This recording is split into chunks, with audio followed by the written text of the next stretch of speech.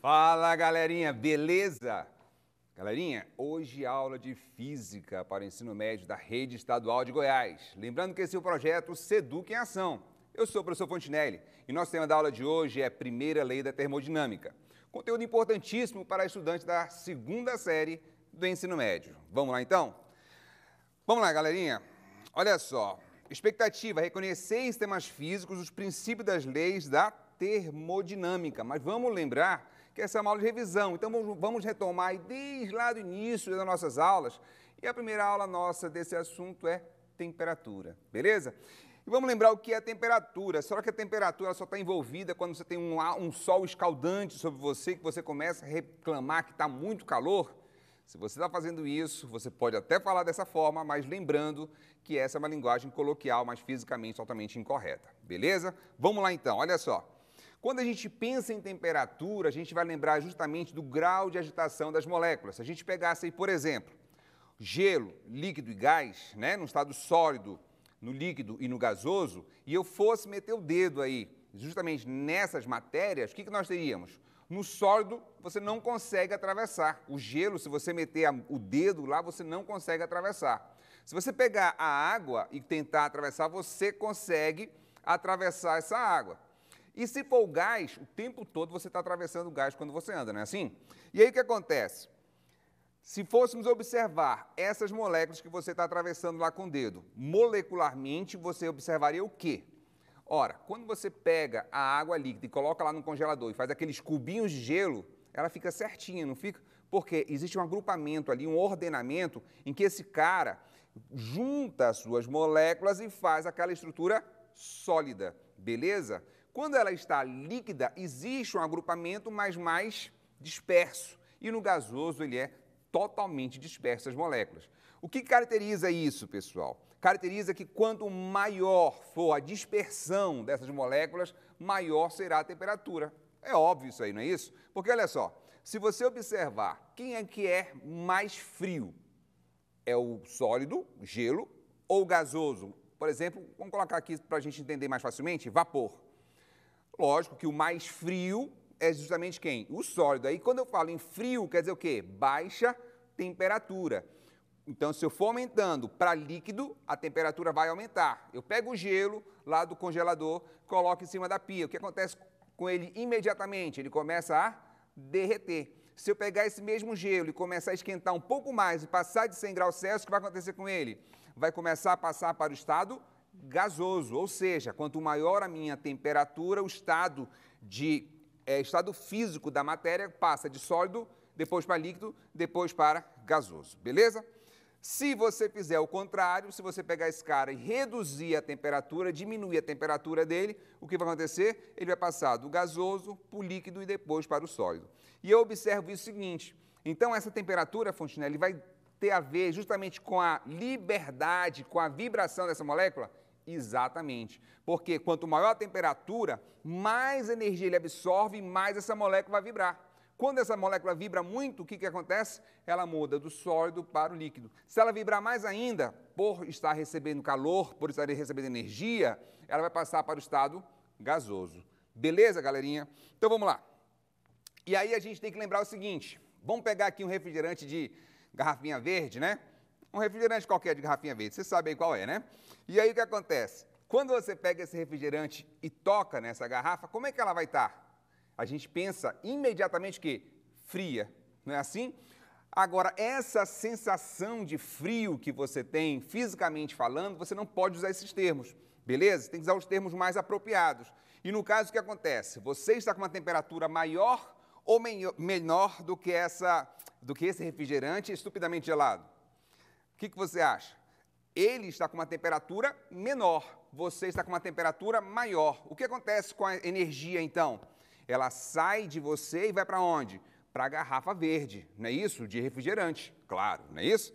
Então, o que acontece? Essa energia que você perde é que causa a sensação de frio. Então, você não vai, eu estou com frio. Não, você não está com frio, é que você está perdendo energia térmica, você está perdendo calor para o meio. Seja porque você está em contato com uma garrafa, por exemplo, aí você vai perder energia térmica só naquela região da palma da sua mão, ou seja, porque o ambiente está bem mais frio que você. Em Goiânia, esses dias pela manhã, amanheceu com 10 graus, acho que foi na sexta-feira, pelo menos onde eu moro, amanheceu nessa temperatura. O que acontece? Pela manhã cedo, a maioria das pessoas nessa temperatura sentem frio. Por que sentem frio? Porque o ambiente está com uma temperatura muito baixa e aí você está com uma temperatura bem mais alta, em torno de 36 graus e meio, né, que é a temperatura média do corpo humano, e aí você começa a perder muita energia, uma taxa maior de energia para o ambiente. Aí você começa a sentir frio. E aí você coloca agasalho, cobertor para diminuir, fazer um isolamento e não perder tanta energia para o ambiente. Não é isso que acontece? Então, olha só. Quando você tem, por exemplo, dois corpos, um corpo a 80 graus Celsius e um outro corpo a 10 graus Celsius, qual é a diferença entre os dois? Justamente o grau de agitação térmica. Observa que esse cara aqui... Disfarça. Bora. Deixa eu acionar a canetinha aqui, ver se ela foi. Foi. Observa que esse cara aqui em vermelho está com uma temperatura maior. Ele está com uma temperatura de quanto? 80 graus Celsius. E o corpo B está com uma temperatura menor, que é de quanto? 10 graus Celsius. Aí eu pego aqui, olha, uno os dois. O que vai acontecer? O corpo de maior temperatura começa a transferir energia térmica, ou seja, calor para o corpo de menor temperatura. Fontinelli, pode ser o contrário? Normalmente não, tá? Ele só vai ser o contrário se a gente entrar na segunda lei da termodinâmica, que seria o gasto de energia, né, para ocorrer esse fenômeno, como é o caso da geladeira. Mas aí é com gasto de energia. Naturalmente, isso não vai acontecer. Ah, Fontinelli, e quando eu chego aqui e chamo uma amiga para o cinema, uma colega, né? E eu quero, assim, conversar com ela pertinho dela, né? Ela está com frio no cinema. O que eu faço? Ora, se você aproximar, né? Da sua amiga, apenas, conversar melhor, esse tipo de coisa, né?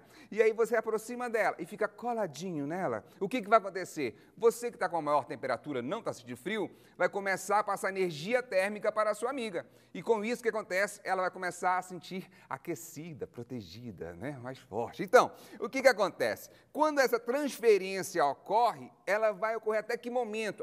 Até o momento em que ambos os corpos estejam com a mesma temperatura. Nesse caso aqui nosso, olha só, o corpo A e B vai parar de transferir energia, no caso A transferindo energia para o B, quando chegarem a que temperatura? A 45 graus Celsius. Mas, Fontinelli, só tem essa forma de transferência quando você cola um corpo no outro? Não, não só essa forma. Observa só. Processos de propagação de calor. O que acontece aqui? Primeiro caso, condução, ocorre nos sólidos. Como? Eu coloco aqui um ferro, aqui, olha, perto do fogo, de uma fonte térmica, e essa ponta aqui, eu estou representando ela bem aqui, olha, começa a ficar com uma temperatura elevada. Essa temperatura elevada, que ela recebe energia, começa a transferir energia térmica de molécula para molécula. Então, essa energia térmica vai sendo transferindo para a região de menor temperatura. E aí, essa região que você está pegando aqui com uma luva, fica menos quente que a temperatura lá da ponta, onde está literalmente no fogo. Quando a sua mãe está fazendo um feijão, né? Ela está fazendo um feijão, está finalizando o feijão, você chega em casa da escola e aí você está morto de fome. O que você faz? Você vai lá catitar, né? Que tu não sabe ver, feijão pronto que tu quer comer. E aí tu vai lá e pega o feijão, só que tu não te tocaste que aquela colher que ela está usando é de alumínio. E essa colher de alumínio está lá desde o início de que ela começou a ferver aquele feijão. Resultado, você queima a mão. Por quê? Porque naquela ponta ocorreu transferência através de condução até chegar na sua mão. Ah, mas qual é a região que está com maior temperatura? É a parte que está lá imersa no feijão ou a parte que está no cabo? É a parte que está imersa, está com maior temperatura. E o cabo está com menor temperatura, porque ela sempre vai de molécula para molécula na condução, aquecendo e agitando as moléculas. Lembra que a gente falou no início sobre temperatura?